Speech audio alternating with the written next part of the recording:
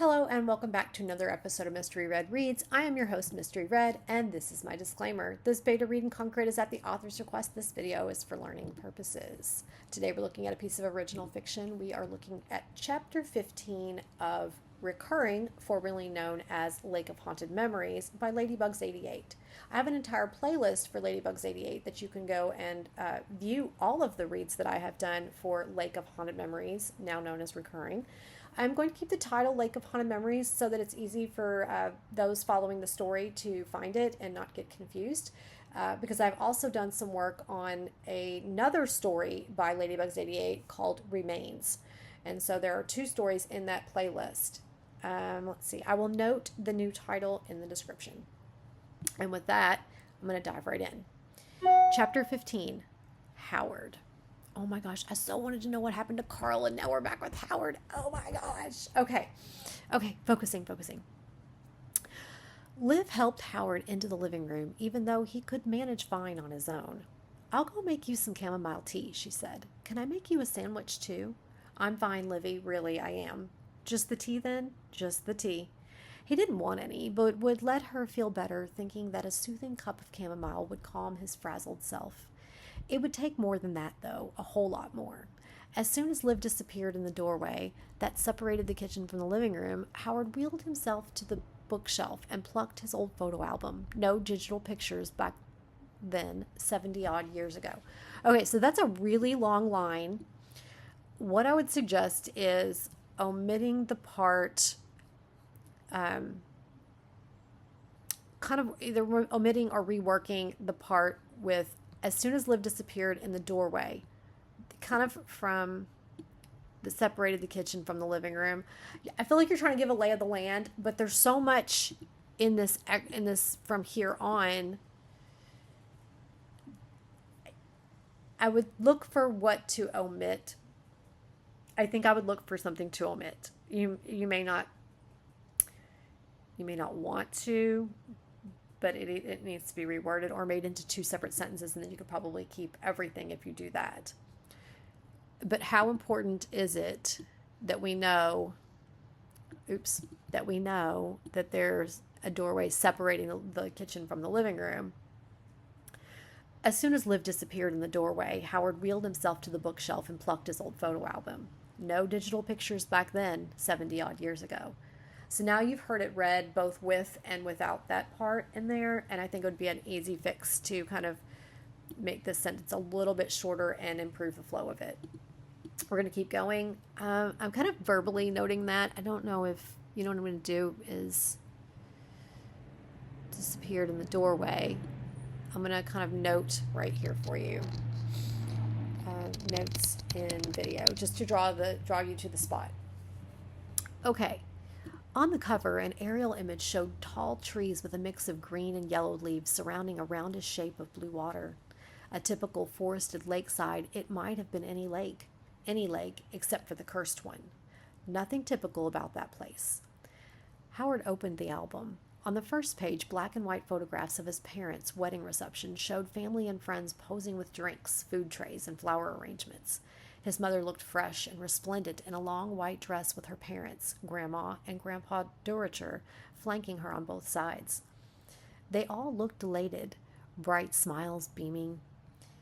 In another photo, Howard's mother stood by a layered cake holding a knife. Next to her stood a bulky man in a bow tie and a sharp suit, his chiseled features not even vaguely reminiscent of Mendota State Hospital inpatient. Howard had no did I get oh, there it is. I missed a the. So sorry. And while I'm stuck for a second, I do want to observe this is a very long sentence. Nope, there it is. But it read well, so if it reads well, I'm less inclined to make a suggestion that you change anything about it. I think it read well. So I'm just going to note it, and we're going to keep going. In another photo, Howard's mother stood by a layered cake holding a knife. Next to her stood a bulky man in a bow tie and a sharp suit, his chiseled features not even vaguely reminiscent of the Mendota State Hospital inpatient Howard had known as his father. No trace of the lidless, milky eye mismatched with its gray counterpart and needing frequent hydration with drops. No trace of the sunken left cheek, the skin replaced with rigid purplish scar tissue that stretched and rippled over the misshapen bone each time he attempted to eat or speak. Oh my gosh, this is going to happen to Anna. Oh my gosh. And possibly Carl, because it was, Carl's gone now too. Howard turned the album page and the silky interleaving tissue. Another image showed his parents standing on the porch of their then new house, the same one where Howard's mother had eventually raised him alone. Both eyes, cheeks, and lips still present and accounted for, his father radiated happiness, as Howard had seen him do only in photographs and never in real life. A few pages later, his mother's figure had widened, her stomach bulging under her dress. In jeans and a checkered sweater, his father grinned in a carefree manner, the sun shining on his cropped blonde hair, his eyes squinting, both still gray and lidded. Okay, that one went on a little bit longer, and right around here, I started to think it's either too long or we need to give up something. Or let me think about it a second. In jeans and a checkered sweater, his father grinned in a carefree manner, the sun shining on his cropped blonde hair and his eyes squinting, both still gray and lidded. Now, if I was looking for anything to trim out here, I would have been inclined to suggest it be the sun shining on his cropped blonde hair. I think. Do I love the descriptions? Yes, but there's a little bit too many in this sentence that's making it kind of seem like it went on and then on again. One thing might be, in jeans and a checkered sweater, his father grinned in a carefree manner, his eyes squinting, both still gray and lidded. So it doesn't have the glory, the shine of his cropped blonde hair, which I do love the visuals. I do. But the sentence is long. So we could look for breaking it into two, but I really don't see that there. It seems like it's an image. I mean, he's looking at a photo, so it's the visual, and then the important part being that he has both of his eyes fully gray and lidded. Okay, so if I looked for the easiest thing to keep the flow of the sentence, to like keep the important the setup and then the execution of the sentence. In jeans and a checkered sweater, his father grinned in a carefree manner, his eyes squinting, both still gray and lidded. The sun shining on his cropped blonde hair. I love that. I don't know. It's a little bit long though. You know what I'm going to do? I'm just going to note that it's a long sentence, and that when I was reading it, I did notice that it was long, and I showed you about the spot where I started thinking this sentence is a little bit too long. It's still going. Okay. Sentence is, should I say noticeably long? It's a bit long. I'm just going to say that it's a bit long, whether you do anything with it or not. I love the visual. I hate that, but it's a little bit long even when I was reading it out. I hate that. Sorry. I hate that. Okay. Pictures followed of Howard as a baby with his grandparents, aunts, and uncles, and his twin cousins, Pernelia and Peter, a few years older. Taken a year before his father's accident, a photo showed a 9-month-old Howard smiling toothlessly in a striped onesie in his mother's arms. She looked cheerful, so unlike the woman who years later wouldn't leave her bedroom for a whole day after visiting her husband in the hospital. It was hard to fathom how fate could have altered someone's entire life over the course of a few hours.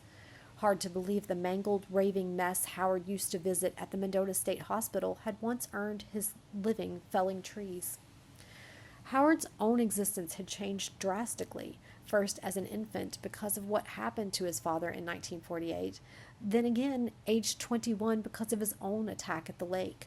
2 separate summer days had changed the course of history for the Magnuson family, only instead of a badly disfigured man prone to episodes of psychosis trapped in a mental hospital, the lake had left Howard a paraplegic, double above-the-knee amputee bound in indescribable and interminable pain. Okay, I think that one's really long too. I was able to read it. It read smoothly, but it is long. Howard's own existence had changed drastically. First as an infant because of what happened to his father in 1948, then again aged 21 because of his own attack at the lake. 2 separate summer days had changed the course of history for the Magnuson family. That could be a sentence. You could end there. I'm thinking of a way that you could possibly still keep all of this.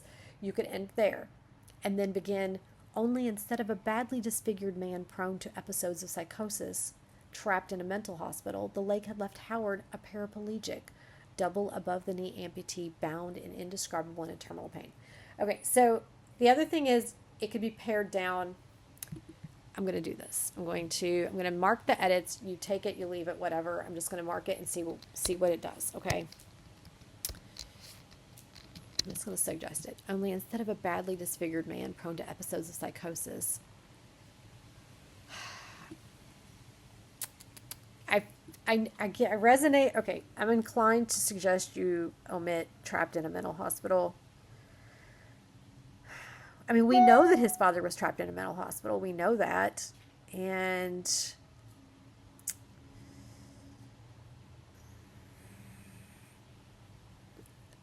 okay, I'm gonna try to rework this and leave that into the reworking. Only instead of a badly disfigured man prone to episodes of psychosis, trapped in a mental hospital, the lake had left Howard a paraplegic, double above the knee amputee, bound in indescribable pain. I'm going to suggest that you either choose indescribable or interminable to cut a couple of words from this sentence. I really think it'll read better without trapped in a mental hospital. And we do know that his father was in one, so we don't have to restate that. Let me try reading it without it. And then I'm just going to pick one of the indescribable or interminables and try to read it without the other one and just see what you think of it. Only instead of a badly disfigured man prone to episodes of psychosis, the lake had left Howard a paraplegic, double above the knee amputee, bound in indescribable pain. Pain not even a spinal cord stimulator or a mass load of analgesics could relieve, yet the physical discomfort bore no comparison to his emotional burden. Okay, I do think the sentence read better without that, and so I am going to pick one or the other, indescribable or interminable, whichever one you want.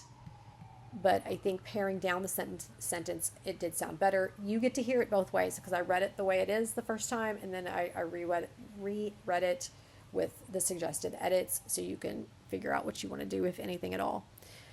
Let's see. We read good down here, yet the physical discomfort bore no comparison to his emotional burden. Here we go. Oh, we're almost done already. Oh my goodness. Okay. His sorrow and regret were a constant even. After 52 years were a constant. Oh, okay. So the way I'm reading this is they were constant even. And then I'm like, wait, I think I needed a different sound. Maybe a comma to give me a pause before I say the even. Let me try it again. His sorrow and regret were a constant, even after 52 years, 71 if he counted them from his father's attack.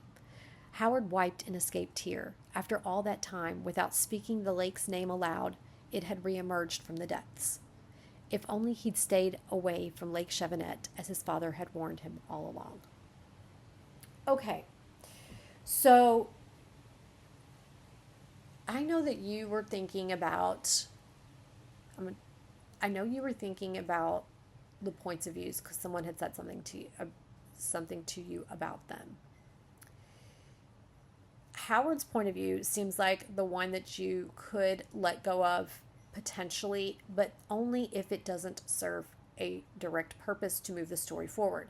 If I am looking at this chapter and asking how does this move the story forward, I'm going to take the context from actually this sentence that I noticed.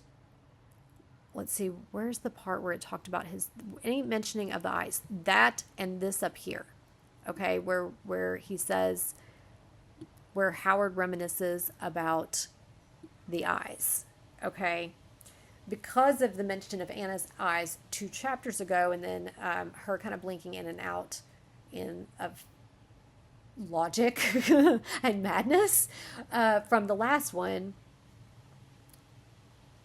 So I'm taking away the importance of this chapter being noting that this might happen to Anna. This might be where Anna is headed into madness. She's got the stamps on her hands, the wounds on her hands, and she's made it to the eye thing. So what is going to happen next with her? And I'm wondering if some of this is some foreshadowing that, that might be keeping an eye out of what might be coming for Anna. And so if that is correct, then you are on target. So that's the reason I'm using that out. Let's see. It read well. I had a couple slight little changes, suggestions. And otherwise, we are rolling right along. And I'm stuck again. I wanted to know what happened to Carl. So I soared through that last chapter. Like, I feel like I consumed it. Okay? I'm trying to observe and kind of keep in mind, if you are wanting to publish this, it is reading so easy. The chapters are short. There's nothing wrong with a short page turner, okay? There's nothing wrong with that. If I scrolled back to 14, which I usually don't look back at a chapter, but because I was so eager to read 15, okay, which is a good thing. Since I was so eager to read 15, I feel like there were some things here where I wanted to go back and think about Ruth's reaction again. So Barb has sass. She has bite. She has just so much attitude. She's a very memorable character, okay?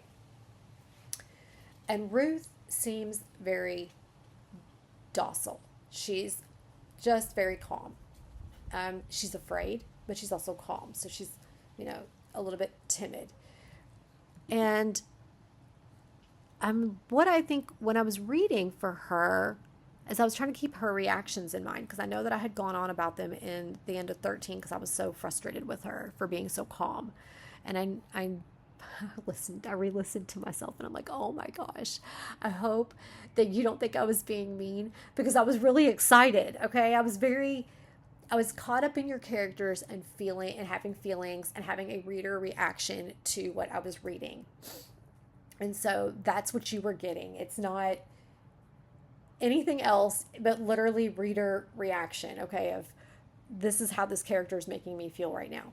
So when I'm reading in here, I have scrolled back to 14 because 15 is fine, okay? It's good, all right? And if the purpose of 15 was the things that I pointed out, then you're on target, all right?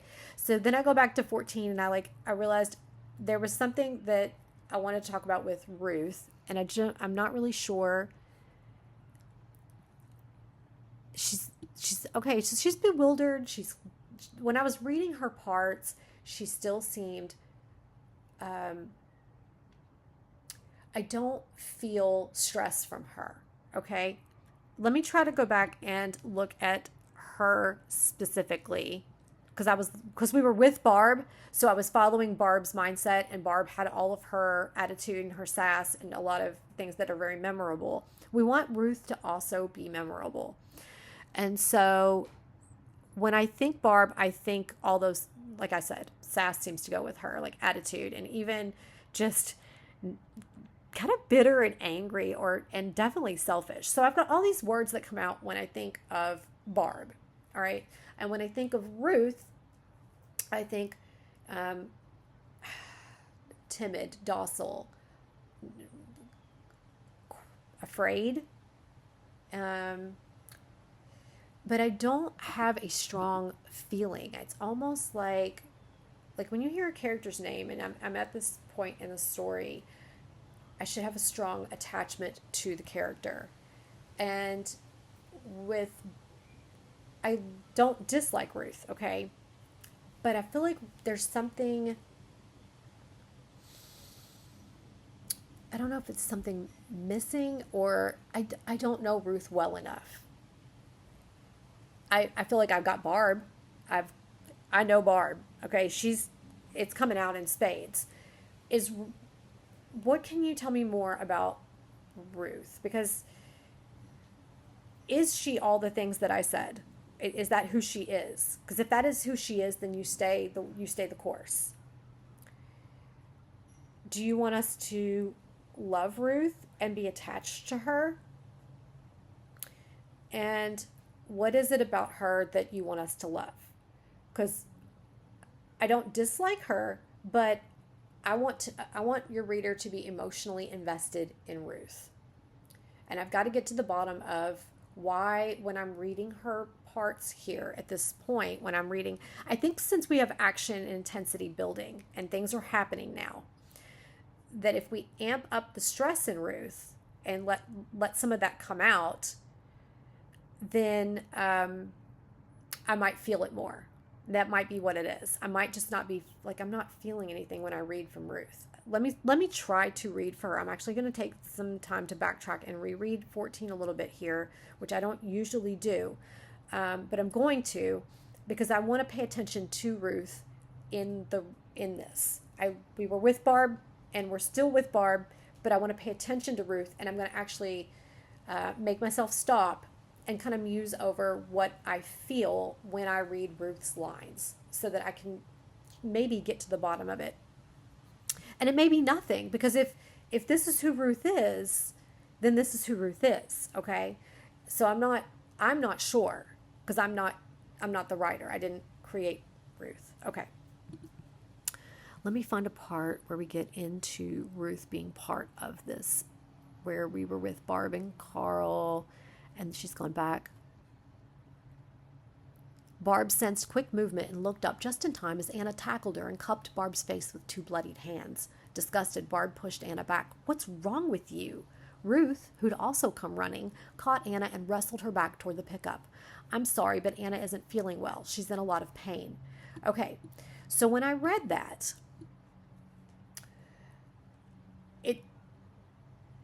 it seems like maybe Ruth is gentle. Okay, so she's gentle. She's come running. She's wrestled her back. But maybe it's her dialogue. I'm not feeling desperation or stress. You think about the way that, how does Ruth act? How does she express herself when she is stressed? This is a stressful situation. How does Ruth convey that? And you don't have to change a whole lot. If this is how she reacts, this is how she reacts. But if you want your reader to be caught up in it and to be stressed with the characters, because this is stressful, and I feel like we should be feeling that. With Barb, I feel like she's annoyed. I feel like she's on point, all right?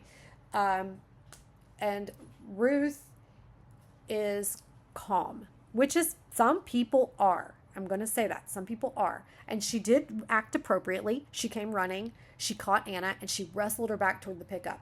And then she says, "I'm sorry, but Anna isn't feeling well. She's in a lot of pain." And that is a logical thing to say. It makes sense, but I don't feel stress. So we're going to accept and not offer any suggestions or changes. This is just me trying to figure out, what is it that I'm needing from Ruth that I'm not getting? And I'm just trying to figure it out, okay?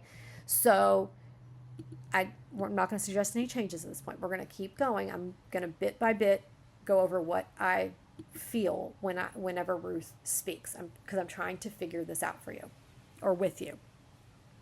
What the hell? Barb closed her pocket knife and checked her clubbed hands. She could have cut or even stabbed herself when Anna attacked her like that. And why hadn't Ruth stopped her? I feel like Ruth did. She came and got her and drug her back to the pickup. I feel like she did. "Hey, you may want to wipe your face," Carl gestured toward her cheeks. Barb walked to the nearest of the pickup side mirrors. Her reflection showed a red spiral imprint on each cheek. "That's gross. What were you thinking, Anna?" Barb stomped to the open rear passenger side door, behind which Anna and Ruth again sat in the pickup. Okay, so when I read that they were sitting in the pickup, I thought, that also seems very calm. I mean, yeah, I'd sit back down, but is Ruth maybe doing something with Anna? Is she fussing over her? Is she fidgeting with her? Is she looking at her? I guess I want to keep the tension high in this scene, okay? So with what is happening, I feel like we need to keep the tension high. That's what I'm inclined to do, and I'm trying to find places where you can do that. you had the action. I read through it really fast, okay? So, but we need action from all, our stress from all the, we're stressing our characters at this time. We're being mean. We need Ruth to show her stress, I think. And so and just to keep it intense, and so if Barb stomps to the open rear passenger side door, behind which Anna and Ruth are sitting in the pickup, that looks, when I picture that in my mind, I'm picturing the two of them just chilling in the back seat, like sitting there. And I get more of what it really looks like when I start here. But for a second, my brain flashes the image of two people sitting in the back seat of the pickup. What I think would keep my stress higher is if I saw Ruth leaning over Anna or something. You know what I'm saying? Something that's like showing her body language focused on Anna with concern. All right? If that makes sense and if that is helpful. Because what I'm looking for is how could this go from looking calm, which it isn't. All right? I know that it isn't because we keep going and the stress was there and I read through it really fast. But right here, I had the image flickered through my mind of two people sitting in the back seat of the truck. And to me, that is calm. And so for a minute, there's a flicker of release in the tension for me as a reader. That is what I experienced, was a release in the tension of they're sitting in the back seat. Anna might be doing better. I don't know. But there's a breath. I almost don't want your reader to have a breath. We need to be on the edge of our seat. And I read through it quickly, so you're like right there, but I didn't get it from Ruth. I'm thinking, all right, maybe. And I could be wrong, all right? This is just me musing. Slumped, Anna's head leaned against the window. One of her bloodied hands lay limp in her lap while Ruth bandaged the other. All right, so if we had Ruth leaning over Anna here, that completely fits what it was that Ruth was doing, and it keeps the tension higher. All right. I'm not noting this. I'm just kind of musing it, so I don't know. You know what? I'm just going to say notes on this in video for chapter 15. Okay, some musings, all right? And so, yeah, and it'll fit nicely if you have her Ruth leaning over Anna. It's going to fit nicely as Barb looks closer and sees what's happening. I don't know if it was the antiseptic, the ibuprofen, or some chemical in the grass, but something didn't agree with Anna. All right, so when we say something didn't agree with Anna, and then you have Ruth said, it seems calm as well. And when I see that it says something didn't agree with Anna, and then Ruth said, it makes me think of like having a tummy ache, like you ate something that didn't agree with you, okay? And it's okay if Ruth speaks this way, but we can still use Ruth's body language and add tension to it. I don't know if it was the antiseptic, the ibuprofen, or some chemical in the grass, but something did not agree with Anna. And Ruth can be like looking at Barb and just her eyes can be wide and she can be shaking her head and just being like, this girl ain't right, okay? And Barb can internalize what she sees, or you can just show us what Barb sees, because we're in Barb's point of view. What does Ruth look like when she says that? And it's going to have more punch for you than Ruth said. Okay, so I'm going to highlight said and just say notes on this in C15 video, okay? Hopefully this is helpful. She keeps snapping out of it and coming back. Okay, so what her actual dialogue is, it's okay, but it's fine, all right? There's nothing wrong, because like I said, I read through and I was very excited. But there is the way that I read it. So if I read it, I don't know if it was the antiseptic, the ibuprofen, or some chemical in the grass, but something didn't agree with Anna, Ruth said. She keeps snapping out of it and coming back. Versus keeping our tension high, I don't know if it was the antiseptic, the ibuprofen, or some chemical in the grass, but something didn't agree with Anna. Ruth's eyes were wide as she shook her head. She keeps snapping out of it and coming back. So try to keep the tension high. All right. And with that, Anna jolted her eyes open and lifted her head. Is Mom back from the grocery store? Did she buy grape juice? Ruth raised her eyebrows in question. So don't use eyebrows in your thing, but you can, her eyes can be wide and she can be shaking her head, and that would still work for you. Ruth raised her eyebrows in question. Barb didn't believe any part of Anna's act. Was she starved for attention or determined to guilt trip her? Barb can even have the next internalization here being, and Ruth was buying this. Because she's seeing stress and tension from Ruth, because you're going to put that there. And then when she sees that, she can be like, and Ruth buys into this. I can just see her being that way. All right.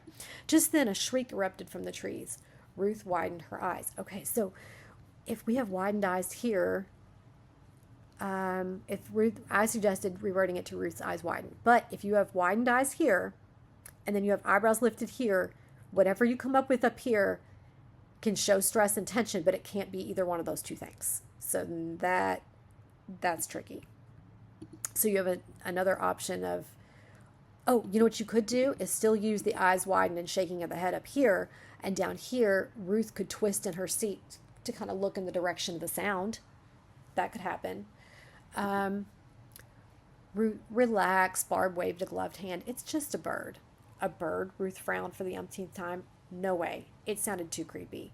Some birds make a sound like that. Barb had never showed much interest in ornithology, but recalled something similar from a documentary. Carl, Ruth shouted through the open door. See, we're doing good. We have shouting. Frowning is okay. Does it meet the level of tension that you want? Because you're not trying to take it off. That's a question. It could be working. Like, I read through it because I was eager to get to what happened to Carl. And then I get the teaser where I have to go to the next chapter. And then it's Harold. And I want to breeze through that so I can get on to 16. So I'd be devouring this book. Okay, I'd be consuming this quickly. And it is absolutely okay in today's day and age to have a short, tight page turner. Okay, so don't let that. Don't think that there's anything wrong with having short, tight chapters. All right. Let me go check on Carl. So the rest of it I think is fine. All right. So it was good. It was good. You just want to look for places to amplify the tension because you have a high stress situation, and we want to maintain that and keep the reader like their little knot in your gut where you're just like on the edge of your seat and you're ready to flip that page and you can't do it fast enough. All right. And you're doing a great job. So I'm enjoying this. And I'll be looking for 16, and I will talk to you soon. Guys, thank you for joining me, and I'll see you next time on Mystery Red Reads.